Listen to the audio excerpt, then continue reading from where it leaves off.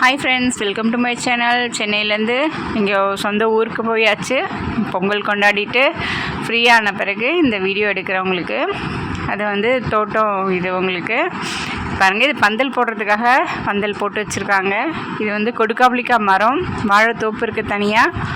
இந்த ஏதாவது கொடி, பீர்க்கங்கொடி, பாவக்கொடி அந்த மாதிரி ஏறுறதுக்காக இதை போட்டு வச்சுருக்காங்க. அது பாருங்கள் எவ்வளோ ஹைட்டில் இருக்குது உங்களுக்கு. கிச்சிலி மரம் இருக்குது இல்லைங்களா, அதுலேருந்து கிச்சிலி காயும் நிறைய தொங்கிட்டு இருந்தது. இது கருவேப்பிலை கன்று, நிறைய குட்டி குட்டி கருவேப்பிலை கன்று நிறைய இருக்குது. பெரிய மரம் வெட்டிட்டாங்க. அதில் இருக்கிறது அந்த விதையெல்லாம் விழுந்து நிறைய முளைச்சி வச்சுருக்கு. அதே மாதிரி மாதுளங்கன்று நிறைய இருக்குது.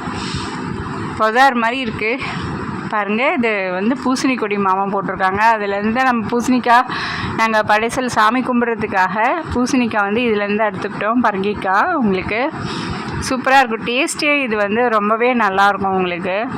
அழகாக அது பாருங்கள், காய் தொங்கிட்டுருக்கு. இந்த நொனா மரம் இது உங்களுக்கு. இந்த நொனா மரத்தில் ஏறி தொங்கிட்டுருக்காங்க. பின்னாடி சீத்தா பழம் இருக்குது இல்லைங்களா, அந்த மரம் ஒரு 5-6 மரத்துக்கு மேலே இருக்குது.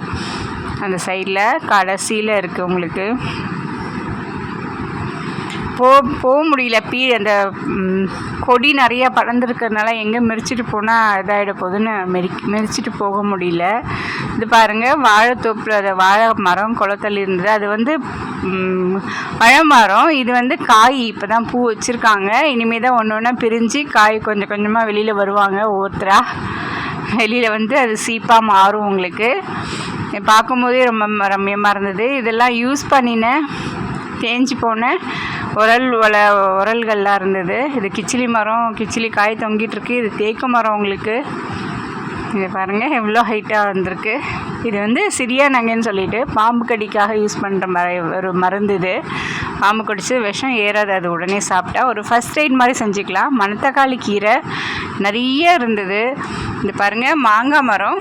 இந்த மாமரத்தில் நிறைய இப்போ தான் பிஞ்சு வைக்கிறாங்க. அதே மாதிரி பூ வச்சிட்ருக்கு. இப்போ தான் சீசன் உங்களுக்கு. ஏப்ரல் மேல தானே உங்களுக்கு மாமரம். பாருங்கள் பூ வச்சுருக்காங்க கொஞ்சம் கொத்தா. உள்ளே அப்படியே எல்லாம் மறைச்சிட்ருக்கு அந்த பூ கொத்தை. இதுதாங்க மரம். ஒரு 6-7 வருஷம் மரம் இது உங்களுக்கு. 7 வருஷம் இருக்கும்னு நினைக்கிறேன். 7-8 வருஷம் இருக்கும். நிறைய 2 வருஷமாக காய்ச்சிட்ருக்கு இது உங்களுக்கு. இது பாருங்கள் பூ வச்சுருக்கு. இது பாருங்கள் பிஞ்சு விட்ருக்காங்க.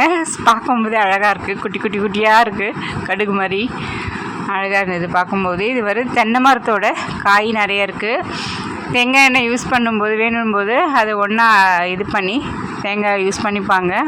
இப்போ இருக்குது, இன்னும் கொஞ்சம் சேர்ந்ததுக்கப்புறம் காண ஆடுவாங்க. தேங்காயை உரிச்சிட்டு கொப்பரை காய் எடுத்து ஆடுவாங்க. இது கண்ணாடி போயிடுச்சு, அதனால் இந்த ஒரு பீரோ இது மாதிரி வச்சுருக்காங்க. பாருங்கள், இங்கே இருக்கிற எல்லாமே பழைய காலத்தில் நம்ம யூஸ் பண்ணின சாமானெல்லாம் தூக்கி உள்ளே போட்டு வச்சுருக்காங்க. கட்டில், அதுக்கப்புறம் பூஜை அலமாரி எல்லாமே இருக்குது. இது பாருங்கள், இது தென்னை மரத்துலேருந்து தான் நமக்கு காய் கிடச்சிது.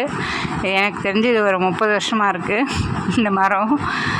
அது பார்க்கும்போதே ரொம்ப ஆசையாக இருந்தது. ரொம்ப நாள் கழித்து ஊருக்கு போகணுமா, அதனால்.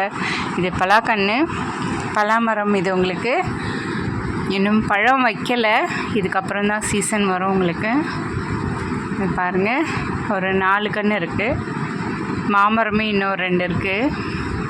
பப்பாளி கன்று இருக்குது. இது மருதாணி செடி, ரொம்ப பெரிய செடி. இது உங்களுக்கு துளுத்துட்டே இருக்கும். அது உங்களுக்கு